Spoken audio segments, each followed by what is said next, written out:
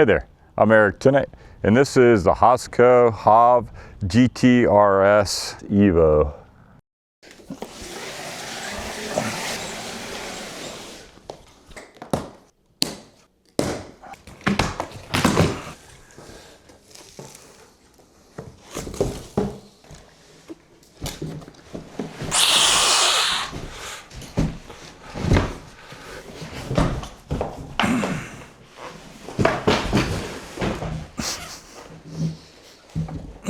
Easy peasy.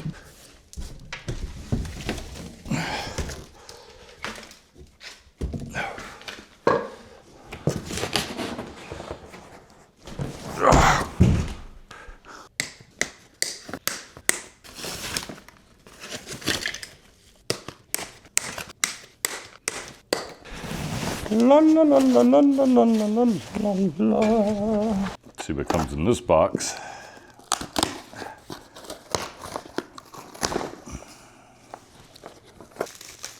Alright, so that's the front headlight. Alright, and now the accessories box. We've got the user manual, warranty card.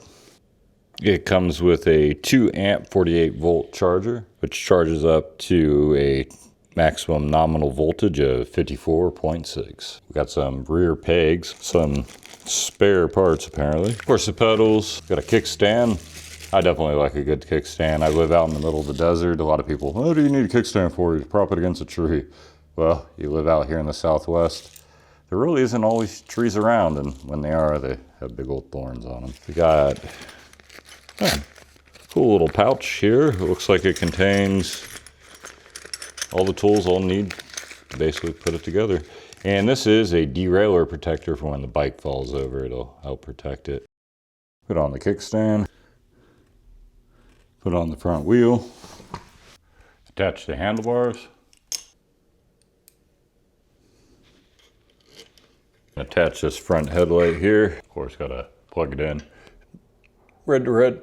Put on the front mudguard, install the rear seat. First, it has this piece here. I've got a little bit of issue with the bottom hole lining up here. Looks like they added a little bit too much of a weld right here onto it. This side may actually be lining up right.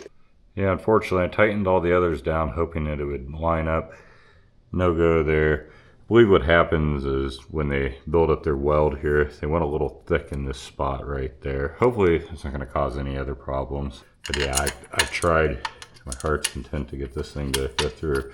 And luckily I'm a man and I own a drill, so I'm just going to bore it back out. And hopefully that'll rectify any kind of issues too.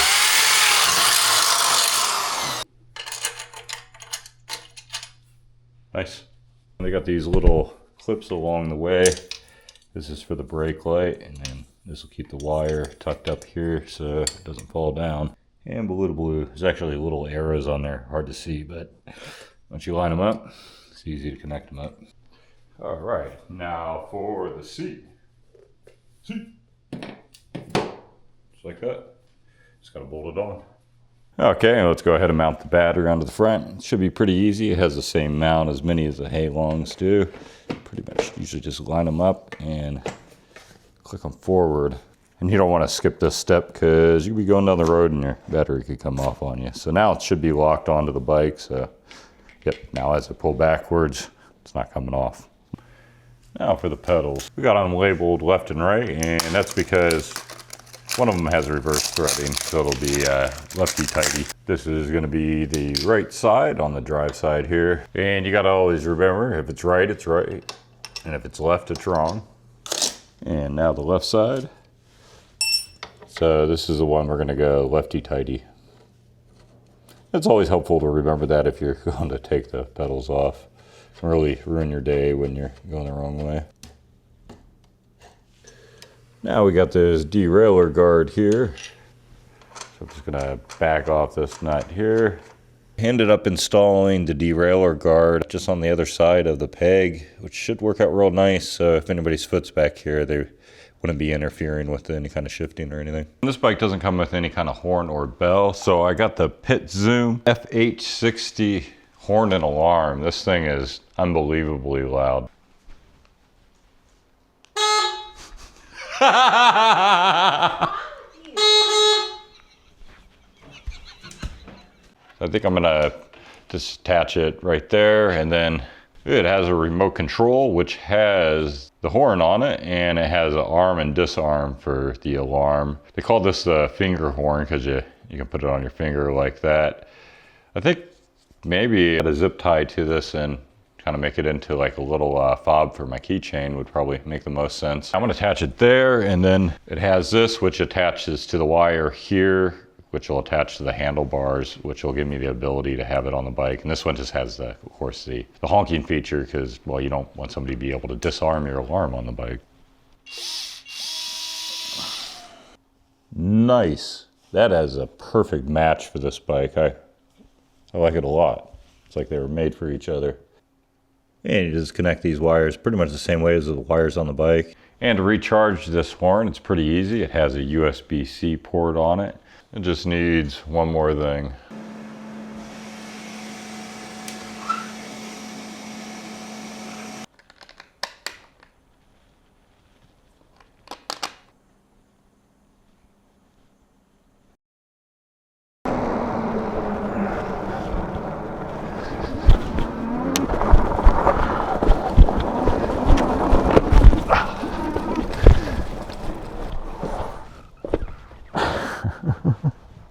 Okay, let's go over a few features of this bike. It comes with 20x4 fat tires. They have mag rims, so you definitely don't have to worry about breaking a spoke. You know, if you watched my Mexico tour, I've definitely broke a few spokes in my day. Comes with a 750 watt motor. They claim that it'll peak out to 1500 watts. Of course, I have no way of confirming that. I can tell you it does feel really torquey right off the go. It almost feels like the bike wants to launch off on you. It comes with 180 millimeter disc rotors and hydraulic brakes, which that is definitely a plus. It has a 48 volt, 15 amp hour battery. It also comes in two other models, and basically the difference between those models is larger battery sizes on them. It has pegs, which that is a definite add-on. I used to ride my wife around on the back of them. She'd have her butt hanging out on the back, and I'd get like 4 or 5 honks a mile with those. Of course, you have your derailleur guard, which that'll help if the bike falls over, if anything comes into contact. It'll kind of help you if an expensive repair there. Comes with a front headlight, and it also comes with brake lights. So when you pull the lever, the back brake light will flash. And then you have the turn signal, so you double press on that. The screen will start flashing, so that was to go right. So up is right, down is left. It comes with a 7-speed Shimano shifter for those times when you do have to pedal. The frame is made out of steel, as you can see. Speaking of steel, the bike weighs just under 83 pounds.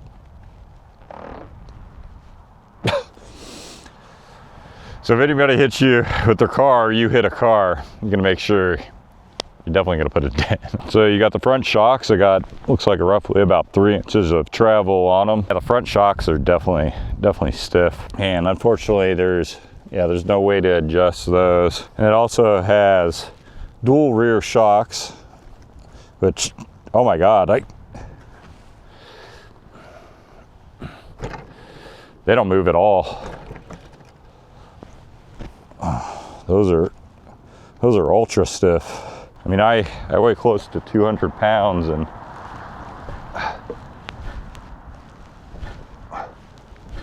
yeah, there's almost no absorption there. It comes with one of these bench style seats, which there is no height adjustment. I mean, you can scoot back to adjust your legs for that, but it definitely is not a bike meant for pedaling. It also allows you to ride a second person on the back here, and they'd be able to put their foot onto the pegs. And there's a Class 2 sticker. It also comes with plastic front and rear mud guards, which are definitely nice for any time you gotta deal with any kind of mud or anything. Let's give it a down the curb check. Oh, that was my nuts.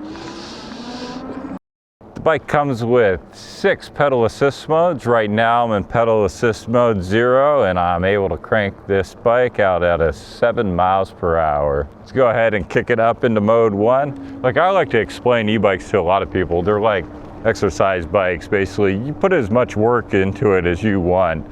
You can turn the thing off and pedal your heart's content off, and then you basically have yourself a overweight bike. Or you can just turn it up, smile a lot more for your miles. Of course, your range is going to go down as you're turning it up, but it becomes a lot easier on you. Right now we're in pedal assist mode 2. It's doing like 11 miles per hour. Let's go up to 3. 3 is not too bad. That's pretty much feels like a normal bike pedaling it. Of course, I don't never recommend these as actual exercise bikes. As you can see, my knees coming up. I'm 6'2", so it's a little awkward. I mean, you could scoot back on the seat. Yeah, mode 3 with just the throttle is topping off at 14 miles per hour. Let's go up to mode 4.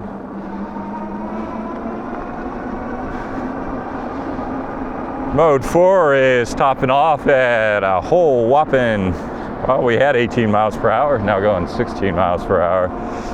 Now let's crank it up to mode 5. And without it being unlocked, this should top off as a class 2 e-bike with around 20 miles per hour. It says 21, probably has a little bit off on the speedometer. So I'm gonna go ahead and show you guys how to unlock this bike, and we're gonna do our speed test here. The website claims that the bike will do 32 miles per hour. I already know from my own independent testing within my house before I took this out, this bike is not going to do anywhere near that speed. 28 miles per hour will be the true top speed of it. I'll show you guys how easy it is to derive that.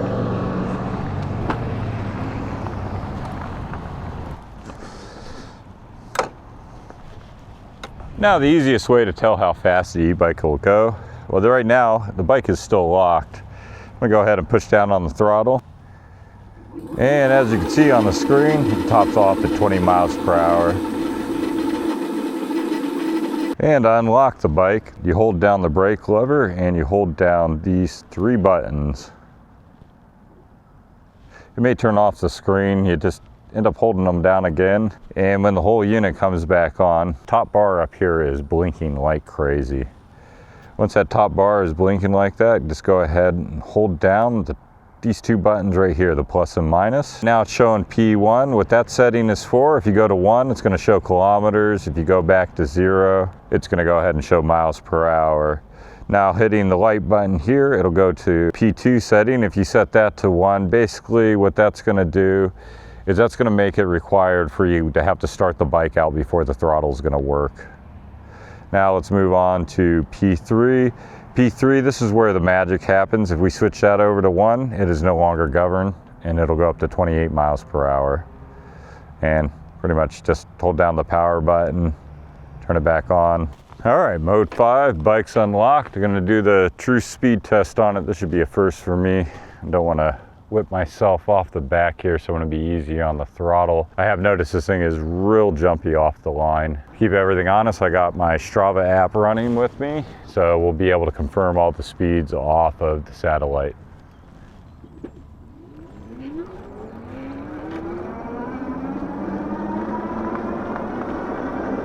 All right, we're already up at 20 miles per hour, 22. And we're 24 miles per hour, 25, 26, 27 miles per hour. It feels like it's able to hold this speed pretty easily.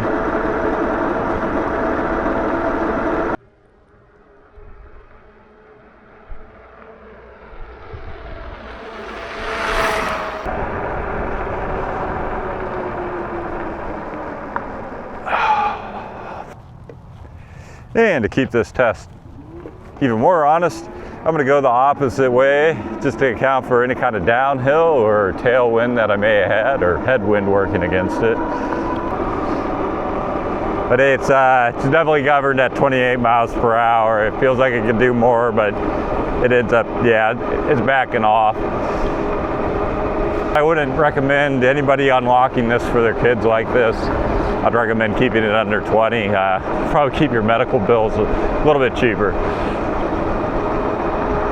But yeah, sustaining 28 miles per hour easy. I'm gonna try to pedal here, see if I can get it to go any faster. No, that's not.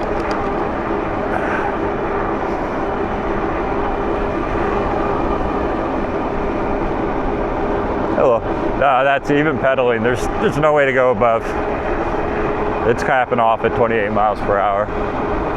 Okay, I'm gonna pull up the Strava app and let's check to see how accurate that was. Well, something is definitely off here because it said my max speed was 36 miles per hour. Wow. I'm gonna do this test again, guys. The number just doesn't seem right to me. Okay, so rerunning the test, I'm now getting 27.2. So that was some kind of GPS fluke. Yeah, I definitely was not believing that. Sometimes the GPS satellites shift and they'll measure much higher speeds. But yeah, 27.2. So it's only under reading by like 0.8 on that.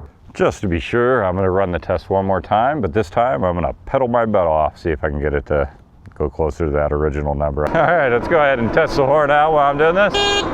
Oh, wow, that is extremely loud. And yeah, the finger horn is definitely a loud horn. All right, we're up to the 28 miles per hour, full throttle, full pedal. See how fast we can get this to go. Speedometer is not reading faster than 28, I'm telling you that much.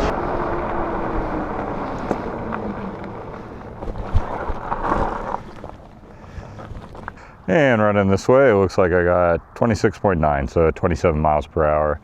So it's under reading from 0.8 to 1 miles per hour. Do a brake check. We'll use the camera as my starting point and see how long it takes this thing to stop from full speed.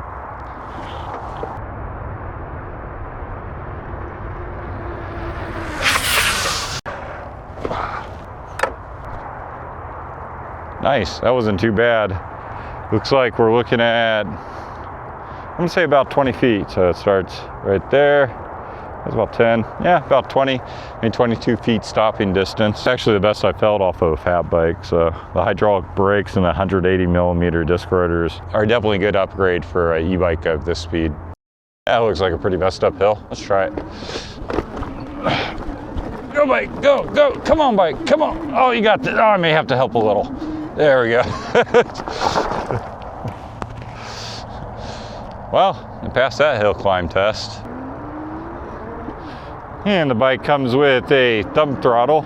It is on the left, but it could easily be moved over to the right, no problem. One of the upgrades I definitely would recommend to add to this, just kind of give it more of that moto feel, would be a twist throttle. They're usually pretty simple to plug in. Sometimes you got to rewire them. There's like 3 wires to it.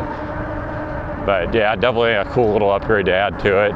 Usually look up like a Bafang throttle, something like that, and you'll find them. One of the cool thing about fat bike tires is the resilience for off-roading. Pretty much go over just about anything. Big old rocks, the grate and sand. See if I can get down in that. A local riverbed here. It's kind of washed out a little bit over the year. And I'm gonna find a new spot into it.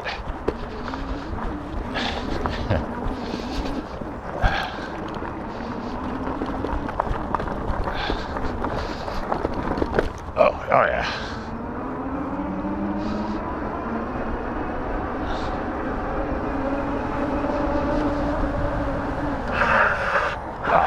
There we go, found my down.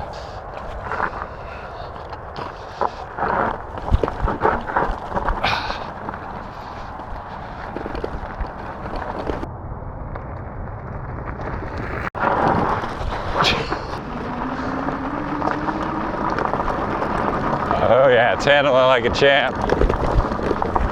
Oh, I can feel the back suspension kicking in a little bit now. It's still really stiff.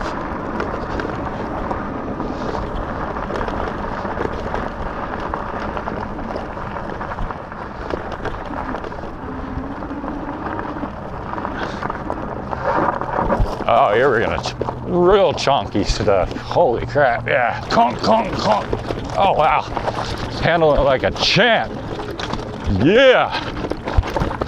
So river rock, no problem. All right. Getting up that could be a problem. Okay. Nope, not going up that one. Oh, so definitely it's limitations on the hill climb. That's a big difference you'll see between the mid drives and rear drive motors. Mid drive's able to engage the chain where hub drive's not. Hub drives are usually better for getting off the line really quick and higher speeds.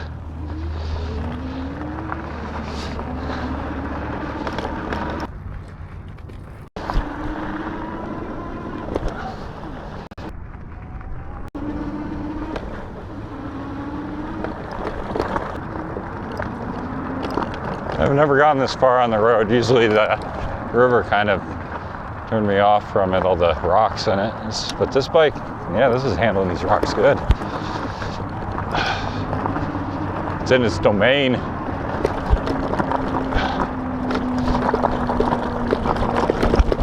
Yeah, like a champ.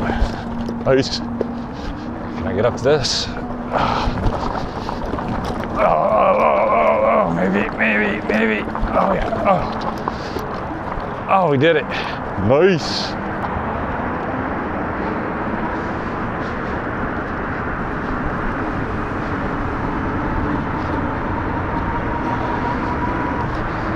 Nice, yeah, I'm adventurizing. I don't know where this is going.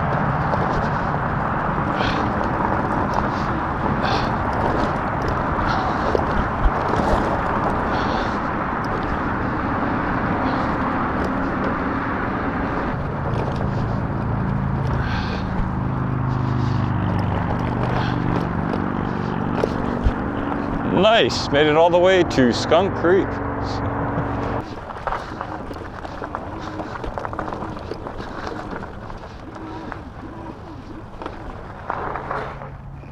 Very capable off-road bike. If you're looking to get a city commuter, I recommend usually going with the thinner tires, but if you're dealing with a lot of sand, a lot of rocks, a lot of nonsense from nature, then I definitely recommend a fat tire bike because little tires, they dig into the sand really easy, but these fat ones, man, they just glide right over top of it. The HovGtrs comes with a 6-month warranty and a 2-year limited warranty. If you're looking to get this bike, you can use my link here down in the descriptions or the comments, and there should also be a QR code here and probably over here as well. And that'll direct you over to the website. There is also a $100 discount code. Ta-da! So this bike normally retails for about $799. I got a $100 discount code that'll bring it down to $699, which is a great deal. The Evo definitely comes with tons of upgrade room. The upgraded model comes with a battery under here. It's another, I believe, 25 amp hour battery, but you'd also be able to add a battery here. Honestly, you could make that whole thing a battery compartment and give this thing like a couple 100-mile range. It definitely has the strength to hold all of that. If I add like a custom bag here and be able to put like a bunch of camping gear here, maybe take this out. Huge compartment back here too. I really love the way that PidZoom ended up looking on the Hovsco bike. I mean, it looks like it was made for it, and I mean, ultra loud horn. And check out this, the alarm, guys. Let's go ahead and arm it. So if I was going into a store or something to get something, you'd turn off your battery, arm it. So now if somebody tries to hop on your bike and they're hitting all the buttons trying to turn it on. Yeah, I can see, I'm probably gonna turn this into more like a key fob, but yeah, you could have it in your fingers like that if you're going along. What this is nice for is if you're using like a one wheel or something where you have nowhere to attach the button, you can pretty much wear it on your finger, then you can still notify people when you're coming by. And that's usually what PidZoom concentrates on, but this makes an awesome e-bike alarm. I mean, it has a little bit of weight to it, but I'd assume quite a bit of that is because it's so loud and it has lithium batteries in it. With this bike, not being unlocked or anything, I'd definitely say it's a great buy for kids. I definitely would not unlock it for your kid. They will be going to 28 miles per hour. But for adults, oh yeah, unlock that thing. 28 miles per hour is fun. I pretty much just hold on, keep your weight more towards the front so you don't do a wheelie on it. You're good to go. If you're going to get the PidZoom horn and alarm, yeah, I have its QR code over here, and that'll direct you over to its website. It is definitely a nice loud horn. Pretty sure it'll get the attention of people in cars even. A bike with this speed and weight and size, that it's definitely probably something you're gonna want on the bike. One of the recommendations I would give to Hovsco would be to upgrade that. I like the fact that it definitely came with the hydraulic brakes. I mean, they're not really expensive nowadays, so I don't know why a lot of the bike companies don't add them onto there. They're surprisingly, you would think it'd be more maintenance, but they're less maintenance, they're more reliable. So I'm definitely gonna give this bike a range test on the next video I release for it, because they claim a lot of miles out. They claim 65 miles, but I'm sure that's in pedal assist mode with the bike not being unlocked. I'm gonna do it the opposite way. I'm gonna put the bike unlocked in the highest mode and see what kind of range it gets out of it. But see, right now I'm sitting at, well, with this indicator, 3 out of the 5 bars, so that'd be somewhere roughly about 60%. And my odometer is reading about 11 miles. So I'm estimating probably about 25 miles on full throttle with everything unlocked. I don't know, how many miles do you think it'll be able to go? 20? 15? The whole 65? I doubt that number. But go ahead and put your guess down in the comments and we'll see who's right on the next video. Until next time, I'm Eric Tennant, and you'll see me later. Onward and forth.